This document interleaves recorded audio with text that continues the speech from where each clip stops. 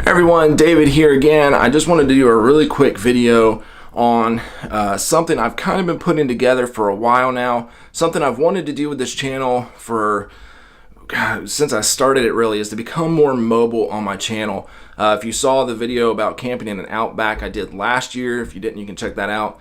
It's a series I wanted to be able to continue. I just wasn't able to because I didn't really have the camera set up to become more mobile with camping and hiking and exploring little towns and stuff that my wife and I love to do together.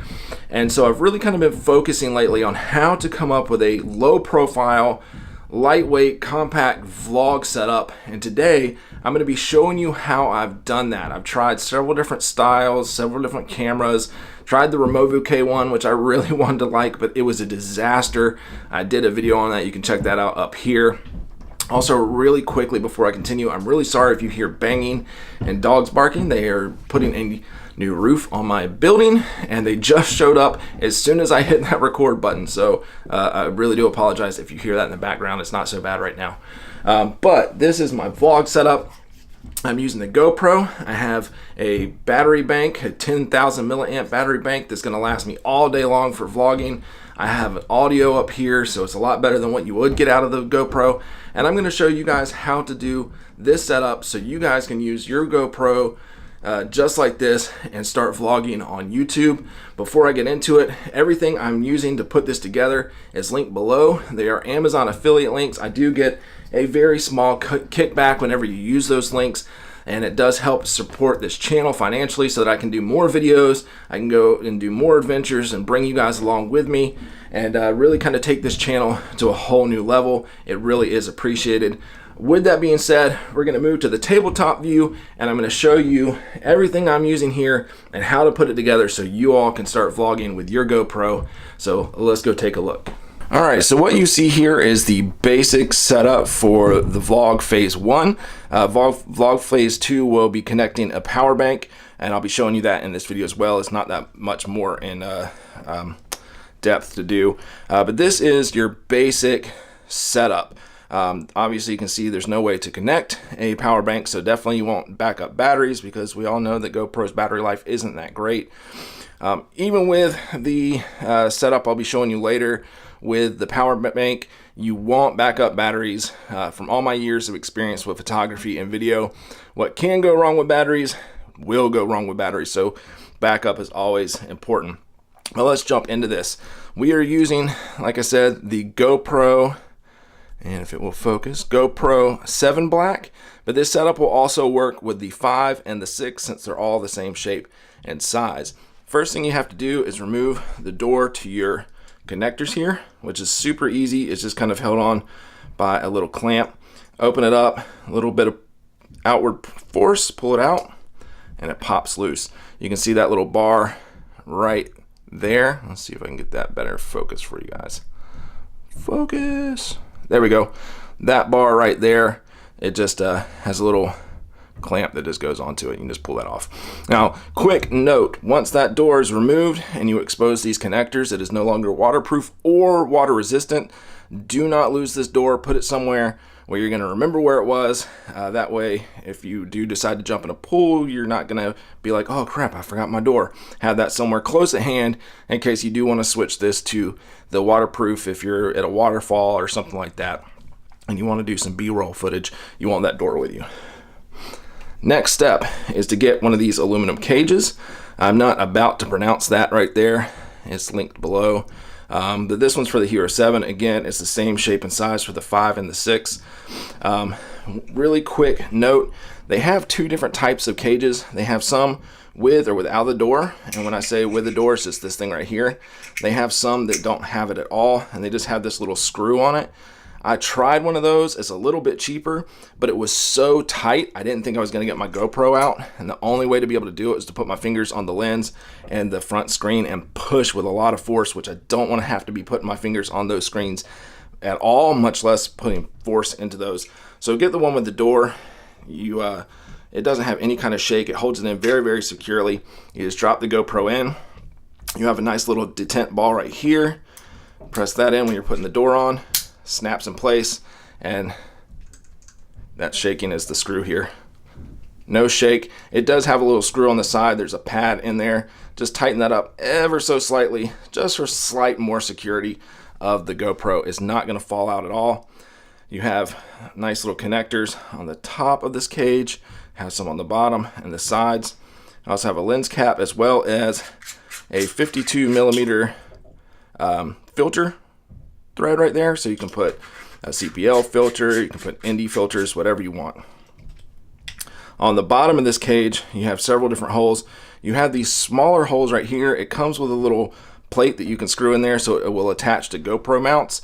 But the one in the middle will attach to a tripod mount like that, fine, without any kind of issue. In fact, that's the way I like to use it, just because it's more versatile. I can put it on the tripod I'm actually using right now, or the one that's in my hand, Gorilla Pod, whatever you want. You don't have to necessarily use just GoPro adapters.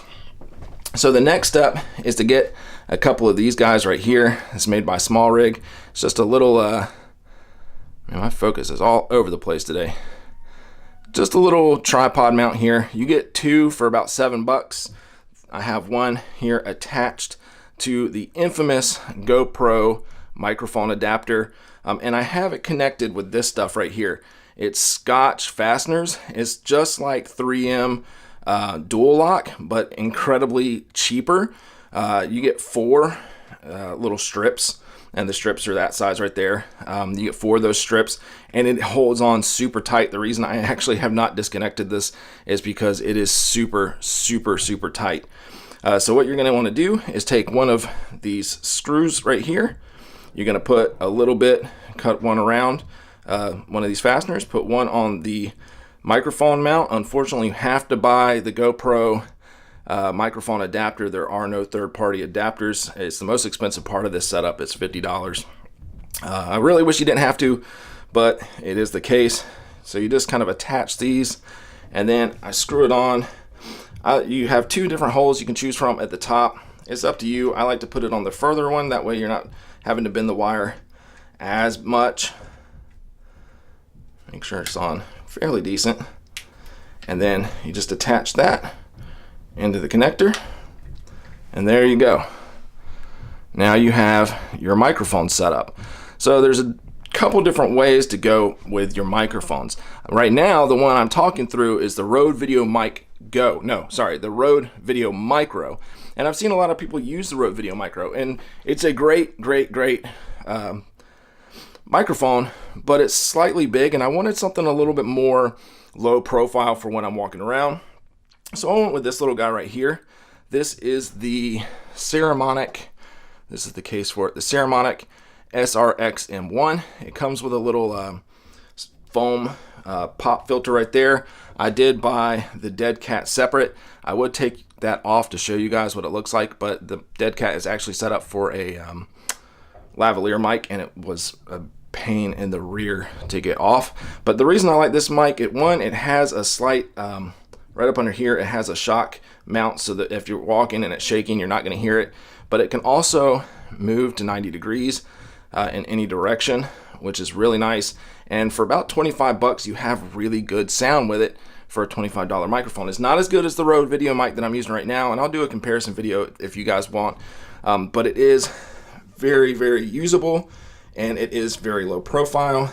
You plug that in, and there you go. Now, if you're using the super wide mode, you're probably going to have to turn it up a little bit as you're talking, otherwise you'll get it in view, but it's not that big a deal. And then the tripod that I use is this little Manfrotto tripod right here. You can just set it up like that. It's got a really nice ball head on it that's pretty tight. You push the button in to unlock it. I do have a Gorilla Pod, but I just don't really like those. I know they're like the big thing. Let me zoom out here a little bit. I'm a little tight. There we go. Now that I'm starting to put this together. I just don't like the Gorilla Pods. I know they're the big thing in vlogging, but it's just not my cup of tea. Anyways, you just screw this in right here, and now you are good to go. You have your vlog set up. Right, just like that. You can move it around with the ball head. This I like this little tripod because it's really stout enough to actually put a heavy mirrorless on, or a DSLR camera on, you know, whatever you would like. So again, this is what I'm calling vlog phase 1. As you can see, there's no external power bank attached to it. So like I said, carry some spare batteries along with you. So real quick, let's jump into how I set it up so that I have an external battery, so that when I'm hiking, I really don't have to worry about stopping and changing batteries. I can just hook that right up and continue to vlog all day long without having to worry about it. It's super, super easy. Nothing from phase 1 changes, except for the fact that I don't have that connected. I picked up this right here. It's a cheese plate. Let me zoom back in for you guys. This is a little cheese plate that I picked up from Amazon. As a small rig cheese plate, and you have all different kind of connectors. You can see on this side, I've once again put this Scotch connectors on it on one side, and that's so that I can connect the power bank. Now, the way that I have it set up, I want this to be on the bottom, and I want it to be on this side of the camera. I don't necessarily want it on this side of the camera. You can if you want, but the way that the cord's going to connect, I want it on this side of the camera. Now the screw that comes with this is too short to reach through the cheese plate and connect to the GoPro, or the cage for the GoPro. So that's where this second little mount comes in handy. Put it in the second hole over, and then you just screw it right into the bottom. It's hard to do with the tripod. I like to make sure everything's straight. And there you go. It's super tight. It's not coming undone. Tighten it up really well, and then you can attach the tripod directly into that, and you can walk around with that. So the power bank I have picked up is this one right here. This is the Anker. Hopefully you guys can see it in the light. Let me grab the box. It will be easier to see. This is the Anker Power Core 2. There we go.